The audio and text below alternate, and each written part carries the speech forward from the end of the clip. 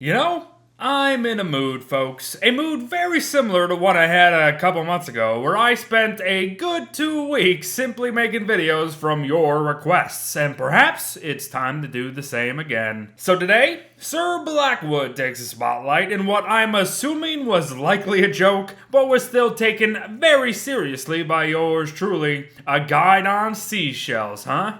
Well, that could actually work. So, why not spend some time picking seashells by the seashore, soaking up the summer sunshine to surely see the sublime. These gifts from the sea are found on beaches, and each one gathered is 5 plus sanity to you, the player, making them another alternative to flowers out there on the high seas. Seashells also regenerate in the exact spot from which they were taken after 2 days have passed, or notably, once the tides have washed over the area. Yup. The rising waters are what actually bring these guys to our shores, and that's a lovely touch of detail there, so keep on collecting them. However, one could very easily certainly stumble upon a shell among the rough and coarse sand piles dotted about, but you really only got a 1% chance at that, so perhaps you shouldn't go and get it everywhere, because I hate that. But wouldn't you know it, the fat squid himself has his tentacles up in everything once again.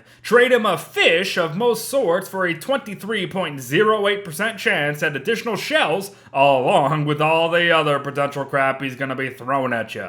But there you go, those are your seashell sources. But I'd stick to just picking them up on beaches. So let's talk crafting with the hard stuff of the sea, shall we? And first up, the sturdy armored boat. With an alchemy engine, 10 shells, 6 boards, and 4 rope, you'll have a vessel that might be a little involved to create, but has 500 durability to help battle the high waves, along with some respectable base speeds. But of course, you have access to equipment slots as well, so the armored boat is likely your default boat from here on out. So shell up and shell out. But let's say you're playing our gal Walaney here. Sure, you spawn with a tubular board of all sorts, but you could always just make another with a board and 2 seashells. So surf's up. Its base speed is the highest among all nautical vessels, but has a measly 100 durability, so you really gotta be careful out there. It does, however, grant sanity and speed boost to Walaney while riding waves correctly, so there's that. Here's one, the Seashell suit.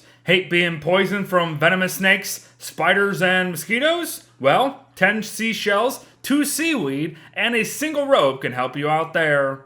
The armor may only have 750 durability while absorbing the low 75% damage, so it's not really going to serve you all that well in combat. But the draw is that it prevents the poison effect when being nipped in the butt by stupidly yellow snakes, jumping warrior spiders, and pesky mosquitoes. Just be mindful of the inevitable gut explosions that are gonna come with that last one. But would you look at that? Everything you've once hated is now meaningless. If only we all had a suit like the seashell suit. But now we're talking. The horn helmet may just be one of the best armors across all of Don't Starve. Definitely solo Don't Starve at least. And seashells play a part in crafting one. However, if you don't know where a horn comes from, you'll have to do a little murdering of some wet and furry beefs to have a 33% chance of one dropping. So, happy murders. But the horn helmet is awesome. And sure, it only has 600 durability,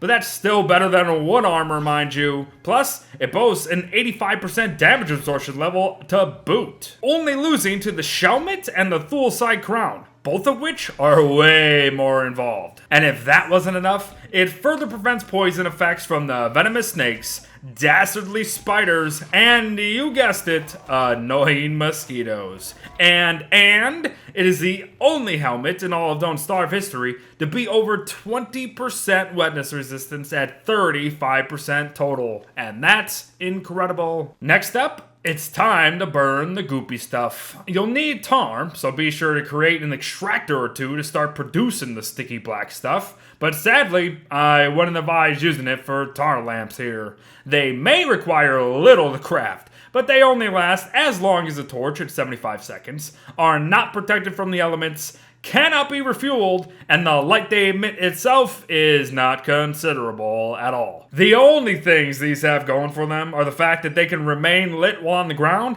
and that they can be attached to boats if you really want that. But man, I really wish they were better, to be honest. And finally, the fun and neat little sandcastles of Shipwrecked. Using 4 sand, 2 palm leaves, and 3 seashells, you have a mini structure that may only last a day, but provides an incredible plus 25 sanity per minute aura when near it. So you're telling me fun in the sun equals less than pending death? Now that's something I can get behind. But there you have it, everyone. Specifically, our good pal Sir Blackwood. A guide on seashells is in the books, and believe it or not, there is mighty worth in something that is so very tiny. But make note before we wrap, flooded islands in monsoon season will prevent a seashell spawn, so be very mindful there. But thanks for watching, folks. I hope you did learn something in this quick little look. Well wishes to all, and I'll see you in the next one. Bye-bye!